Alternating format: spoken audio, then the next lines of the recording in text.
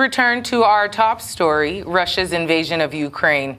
The European Union Commission President Ursula von der Leyen has condemned Russia's actions in the strongest possible terms and outlined the measures the EU is taking in response. We are facing an unprecedented act of aggression by the Russian leadership against a sovereign, independent country. Russia's target is not only Donbas. The target is not only Ukraine. The target is the stability in Europe and the whole of the international peace order. And we will hold President Putin accountable for that. Later today, we will present a package of massive and targeted sanctions to European leaders for approval. With this package, we will target strategic sectors of the Russian economy by blocking their access to technologies and markets that are key for Russia.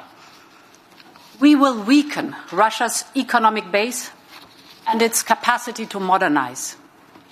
And in addition, we will freeze Russian assets in the European Union and stop the access of Russian banks to European financial markets. These are among the darkest hours for Europe since the end of World War II.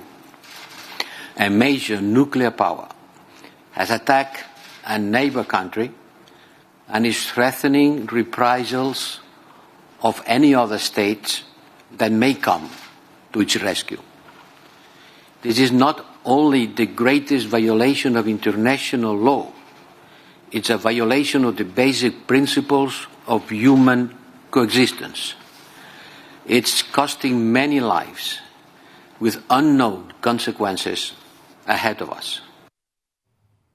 For more on the international reaction to Russia's invasion, we could cross live to London, where our special correspondent Karl Bostic joins us right now. Karl, thank you for joining us here on Newsday. Lots of condemnation coming in from around the world. What sort of response from the West can we expect? That's right. Today we've seen just a variety of condemnation from around the world. You just heard the EU President, EU Commissioner Ursula von der Leyen calling a dark day. She condemned the action on behalf of the EU countries. That's 27 countries saying that Vladimir Putin is bringing war back to Europe. President Biden in a statement saying that the world will hold up Vladimir Putin accountable. There will be severe consequences. You have Germany's Chancellor Scholz also calling it a dark day. Emmanuel Macron of France also condemning it, speaking also on the phone with Ukraine's Volodymyr Zelensky, the president. In fact, Zelensky has spoken to a number of leaders from Europe, and of course, President Joseph Biden. China, very interestingly, because China is an ally of Russia, they actually had to do a little bit of backtracking because they weren't saying that they were supportive of any military or aggression against Ukraine and felt that the door should be left open for diplomacy, but that at the same time, that the territorial integrity of Ukraine should be respected. So mixed messages from China, which is a key Russian ally, but saying that Russia has legitimate security concerns. But in terms of what happens next, that's really unclear because the EU, despite the condemnations, EU leaders will be meeting in Brussels later today to go seek approval for this latest round of measures that von der Leyen talked about. The problem is it requires unanimous backing. You've got countries like Austria, Germany, Italy, which don't want broad sanctions on cross-border financial transactions. So you may not see that happening in a very, very broad sense. Then you've got niche countries like Italy. Italy doesn't want to see a ban on luxury good imports because its luxury goods sector is dependent to some extent on exports to Russia, of all places. You've got the Netherlands, you've got Antwerp. They don't want a ban on diamond exports to Russia. So you've got those kind of differences playing out, and those are the kinds of differences that Vladimir Putin is counting on by driving a wedge between Western countries. Karl, but surely Putin would have prepared a massive war chest to cushion Russia from sanctions. So will any further sanctions have any effect? Well, that's right. That's the reality we're looking at, because don't forget, after the 2014 invasion of Crimea by Russia, Russia was hit by as many as 100 sanctions against individuals, banks, and government entities. Russia survived those sanctions, and now, since then, they basically have built a war chest, their sovereign of reserves worth $200 billion. They've stockpiled on foreign currency, stockpiled on gold, and stockpiled on assets exactly for this type of occasion or type of outcome. It's to suggest that if sanctions were to take any deterring type effect, it wouldn't happen for months. And in that time, Ukraine is being encircled. I mean, the capital, Kiev, is only 140 miles from the border of Belarus, where you've got 30,000 Russian troops. If the end game is now to go beyond those two separatist regions in the eastern part of Ukraine, it's no longer about those separatist enclaves. It's no longer about those two provinces of Donetsk and Luhansk. In Vladimir Putin's words, it's to demilitarize Ukraine.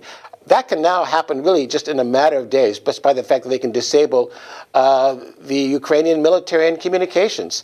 So there is that concern right now that these sanctions may be coming in too little, too late. And what role can NATO play in all of this right now?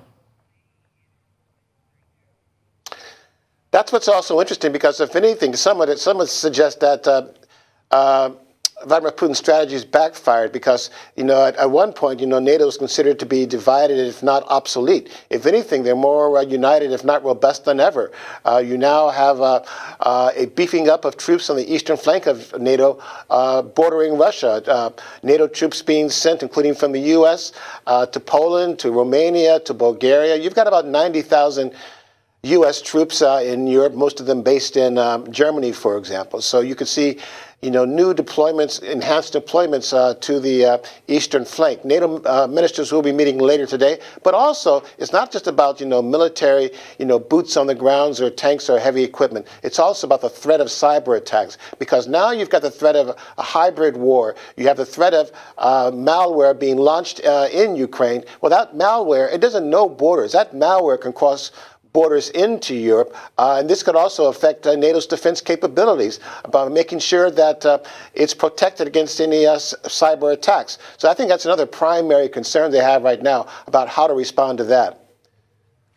All right, Karl, give us a sense of a historical perspective. How significant is this invasion? Well, simply put, you got 190,000 Russian troops amassed on Ukraine's border. The last time we saw such an array of military might was, you have to go back to the Iraq War at the beginning of the century, between 2002 to 2005. That's when you had 175,000 U.S. troops, 175,000 coalition troops led by the U.S. arrayed against Saddam Hussein. That was again, the start of the Iraq War that we had earlier this century. So that's one reference point. But then, of course, you had the Bosnian Wars in the early 1990s, where Bosnia was, fighting against the Serbs, led by Belgrade, and you also had NATO. Getting involved with that, bombing Belgrade. You had 100,000 people killed in that conflict and about a million people displaced. But then you talk about the biggest war in Europe, you got to go back to World War II. And this is the worst fighting, potentially the worst fighting since World War II. And from a personal note, I actually used to live in Kiev. I lived in Kiev for about a year and a half. I was there in the last year of communism and afterwards, and I returned afterwards and covered Crimea.